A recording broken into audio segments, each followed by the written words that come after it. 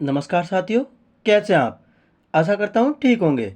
स्वागत है आपका अपने परिवार प्रकाश क्लासेस में। मैं आपके लिए आज हिंदी की पेडागोजी की प्रैक्टिस सेट लेकर आया हूँ, जो आगामी एग्जाम के लिए बेहद इम्पोर्टेंट होने वाली वीडियो है। वीडियो आपको पसंद आए तो वीडियो को लाइक ज़रूर कर दें, शेयर कर दें, चैनल को सब्सक्राइब कर लें। आने वाले हर एग्जाम की तैयारी प्रकाश क्लासेस के साथ बिल्कुल मुफ्त में होगी। कोई भी चार्ज नहीं, बस आपको अपना प्यार देना है प्रकाश क्लासेस को। हम वीडियो में कोई फालतू की बात नहीं करते, ओनली कंटेंट की बात करते हैं। छोटी सी वीडियो लेकर आते हैं, बस आपका प्यार चाहिए। चलिए तो बिना समय गवाए हुए स्टार्ट करते हैं। पहला क्वेश्चन आपकी स्क्रीन पर। पहला क्वेश्चन क्या है? वे कथन जो आपसी व्यवहार में समान रूप से प्रयुक्त होते हैं उन्हें कहते हैं अनौपचारिक कथन, औपचारिक कथन, प्रासंगिक कथन या तर्कसंगत कथन। अनौपचारिक कथन क्या होते हैं? कोई ऐसे कथन जो चार दीवारी के बाहर प्रयोग किए जाते हैं उनको अनौपचारिक कथन कहते हैं। औपचारिक कथन जो होते हैं, जो चार दीवारी के अंदर यूज किए जाते हैं, उनको हम कहीं ना कहीं औपचारिक कथन कहते हैं। बाहर की बात करता हूँ मैं। मान लीजिए आप अपने घर में जो बोलचाल में भाषा यूज करते हैं, ठीक है, घर से बाहर और जो स्कूल ऑफिस में जो भाषा यूज होती है उसको कहीं ना कहीं औपचारिक भाषा कहते हैं। तो आप समझ गए होंगे, जो आपसी व्यवहार में समान रूप से प्रयुक्त होगी उसको कहीं ना कहीं अनौपचारिक कथन कहा जाता है। ठीक है, वीडियो आपको कैसी लग रही है एक बार कमेंट जरूर करना। आपकी कमेंट से हमें मोटिवेशन मिलता है और थोड़ी सी इस मेहनत के लिए आपका लाइक बनता है। अगला क्वेश्चन देखिए। व्याकरण शिक्षण की वह पद्धति अपेक्षाकृत अधिक उचित है जिसमें बच्चे नियमों को कंठस्थ कर लेते हैं, बच्चे उदाहरणों से नियमों की ओर जाते हैं, बच्चे नियमों से उदाहरण की ओर जाते हैं या बच्चे सूत्रों का प्रयोग करते हैं।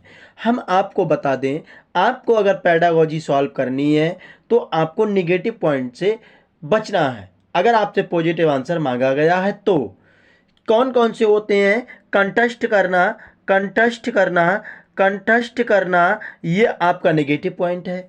याद करना निगेटिव पॉइंट है। रटना, रटना निगेटिव पॉइंट है। केवल ये निगेटिव पॉइंट है। ठीक है, और निष्क्रिय, निष्क्रिय भी आपका किस में आता है? निगेटिव पॉइंट में आता है। और आपका कौन सा आता है? नहीं, आपका निगेटिव पॉइंट में आता है। ठीक है, तो ये हतोत्साहित करना, हतोत्साहित करना भी आपका निगेटिव पॉइंट में आता है। ये पेडागोजी आपको सॉल्व करनी है तो आप इन चीज़ों से पॉजिटिव आंसर के लिए बिल्कुल निगलेक्ट कर देंगे। ठीक है, देखिए, बच्चे नियमों को कंटेस्ट कर लेते हैं, मुझे ये ऑप्शंस नहीं चाहिए। बच्चे उदाहरणों से नियम की ओर जाते हैं, उदाहरणों से पहले उदाहरणों को समझते हैं फिर नियम की ओर जाते हैं। यानी किस विधि की बात की जाती है? तो आगमन शिक्षण की बात की जाती है। पहले नियम याद करेंगे फिर उदाहरणों की ओर जाएंगे तो ये निगमन विधि का यूज करेंगे। बच्चे सूत्रों का प्रयोग करते हैं। क्या होगा हमारा राइट आंसर? व्याकरण शिक्षण की वह पद्धति अपेक्षाकृत अधिक उचित होती है। तो पहले आप उदाहरण समझाएंगे फिर नियम की ओर जाएंगे। ठीक है, अगला क्वेश्चन। बच्चों में भाषा प्रयोग की दक्षता विकसित करने के लिए आवश्यक है उन्हें सुनने और बोलने की पूरी आज़ादी हो, उन्हें कविताएं याद हों, मुहावरे याद हों। मैंने कहा याद करना, हमसे पॉजिटिव आंसर पूछा है, याद करना हमें हटा देना है। अब हमारे पास दो ऑप्शंस बचे हैं, इन दो ऑप्शंस में कौन सा राइट आंसर होगा जरा एक बार कमेंट कीजिए। अगर वीडियो की क्वालिटी कम लग रही है तो आप वीडियो की क्वालिटी बढ़ा लें, इसके लिए बेहद सॉरी। फिलहाल बेहद इंपॉर्टेंट क्वेश्चंस लिए गए हैं, आप वीडियो को पूरा वॉच जरूर करें। क्या हो जाएगा इस क्वेश्चन का राइट आंसर? बिल्कुल वक्ता के साथ ही रहेंगे क्या कब तभी भाषा का प्रयोग समझ पाएंगे? नहीं भैया, उन्हें सुनने और बोलने की पूरी आज़ादी हो तो वो अच्छे तरह से प्रयोग कर सकते हैं भाषा का। अगला क्वेश्चन। मोना अक्सर लिखते समय शब्दों के अक्षरों को छोड़ देती है, जैसे पढ़ती को पति, अभिनव को अनव। लिखना इसका सबसे उपयुक्त कारण हो सकता है।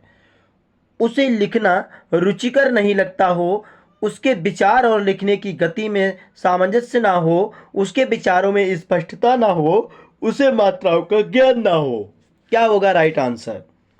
बिल्कुल बेहद इंपॉर्टेंट क्वेश्चन है, आप वीडियो को पूरा वॉच जरूर करें भैया। 4 नंबर का राइट आंसर क्या हो जाएगा? उसके विचार और लिखने की गति में सामंजस्य ना हो, इसीलिए वो ये मिस्टेक कर रही है। इस समस्या से निपटने के लिए मोना को लिखने का अभ्यास कराना पड़ेगा, तो वो इस समस्या से वह बेहद जल्द ही छुटकारा पा लेगी।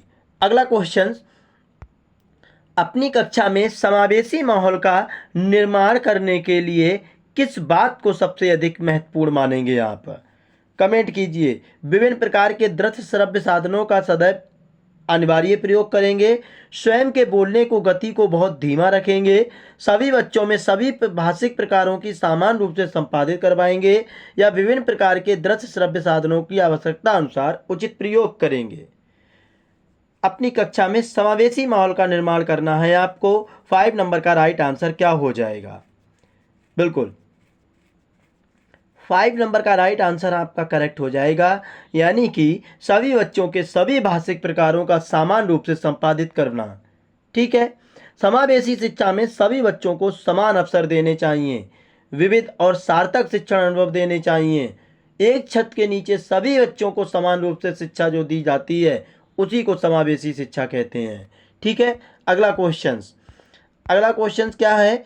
हिंदी साहित्य के इतिहास के संबंध में modern vernacular literature of Hindustan किसने लिखी है? ये पूछा गया क्वेश्चन है प्रीवियस ईयर में, स्टार लगा लेना, ये आपको मिलेगा question. Garcin de Tassy, George Abraham Grierson, Sunit Kumar या धीरेन्द्र वर्मा?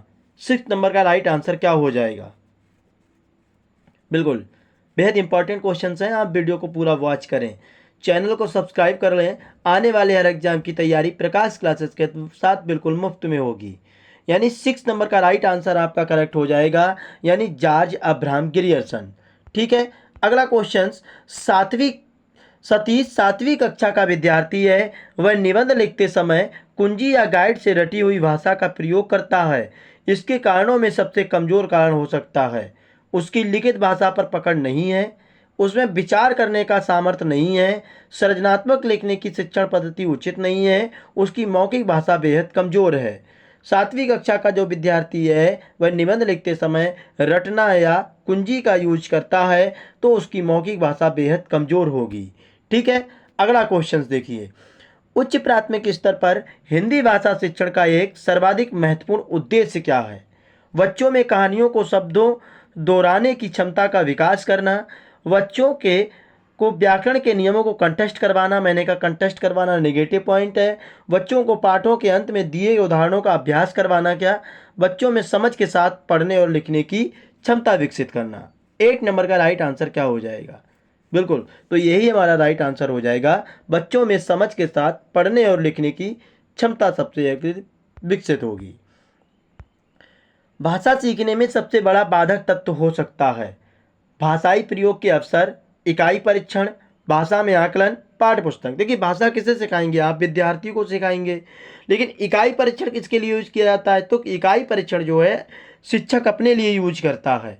इसमें अध्यापक क्या करता है? पाठ के दौरान बच्चों से अपने आप खुद प्रश्न पूछता है। ठीक है, तो ये कहाँ से भाषा सीखने का हो गया? यानी यही हमारा राइट आंसर हो जाएगा। हमसे बाधक तत्व पूछा है तो इकाई परीक्षण हो जाएगा।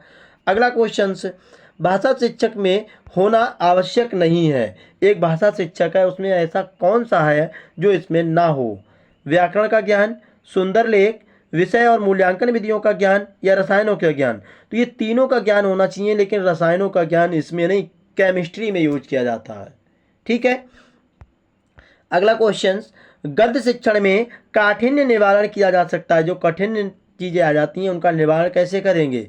चित्र दिखाकर, वस्तु को प्रत्यक्ष दिखाकर, मॉडल दिखाकर, या उपरोक्त सभी। देखिए, आप बच्चे को कोई भी चीज़ नहीं समझता है या उसने नहीं देखी है तो उसको चित्र दिखाएंगे, वस्तु को प्रत्यक्ष रूप से भी दिखाएंगे, टच कराएंगे, मॉडल दिखाएंगे उसका।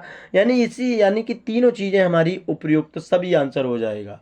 ठीक है, अगला क्वेश्चन, प्राथमिक स्तर पर कविता शिक्षण उपयोगी नहीं होगा। हमसे नेगेटिव पॉइंट पूछा है, जिसे छात्र सरलता से समझ सकें, जो कविताएं छात्रों की सृजनशीलता को बढ़ाने वाली हों, जो कविताएं अंतर्राष्ट्रीय वादों से संबंधित हों, जिनमें नीति, हास्य, वीरता, देशभक्ति जैसी भावनाएं निहित हों।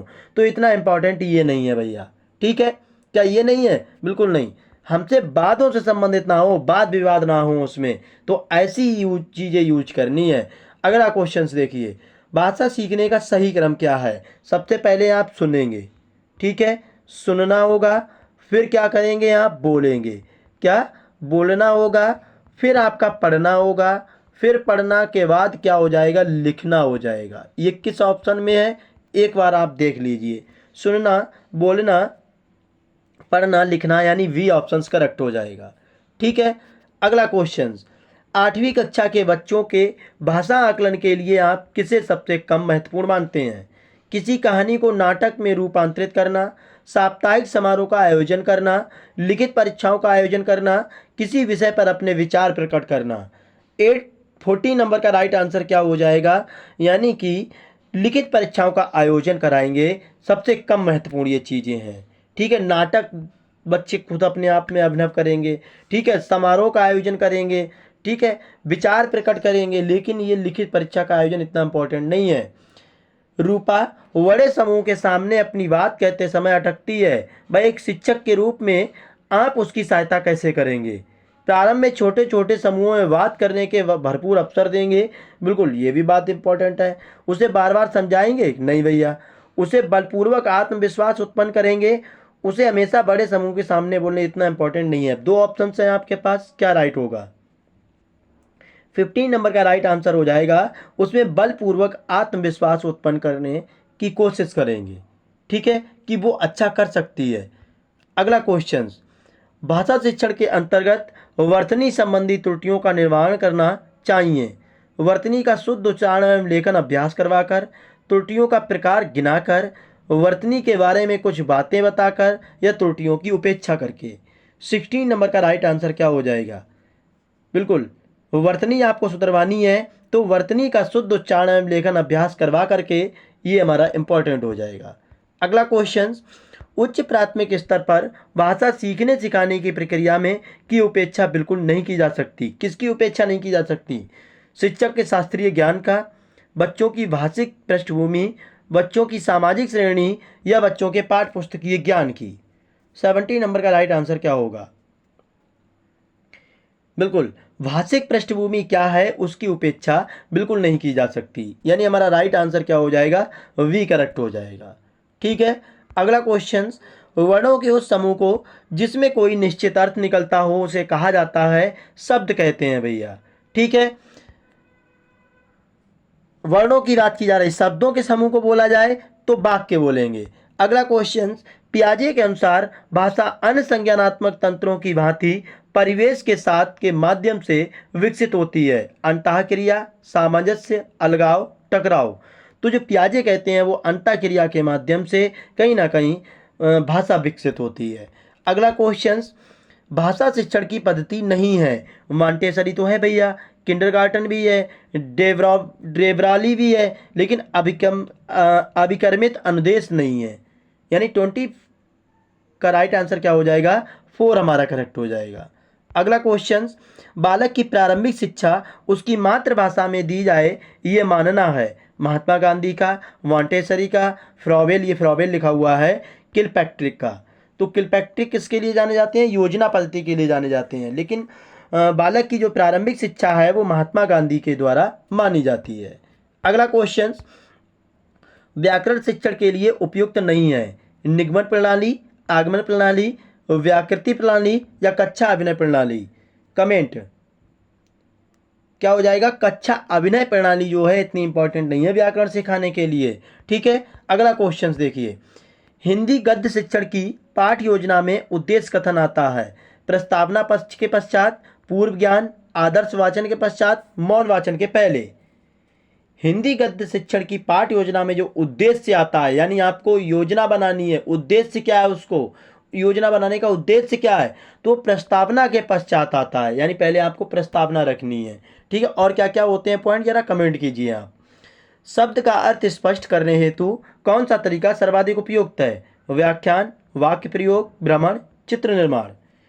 शब्द का अर्थ स्पष्ट करने हेतु 24 का राइट आंसर करेक्ट हो जाएगा आपका, वाक्य प्रयोग हो जाएगा। ठीक है, अगला क्वेश्चन, वाचन के समय पुस्तक की आंखों से दूरी होनी चाहिए कितनी सेंटीमीटर पूछे आपको तो 25 सेंटीमीटर, लेकिन इंच में पूछा गया है तो 12 इंच हो जाएगा।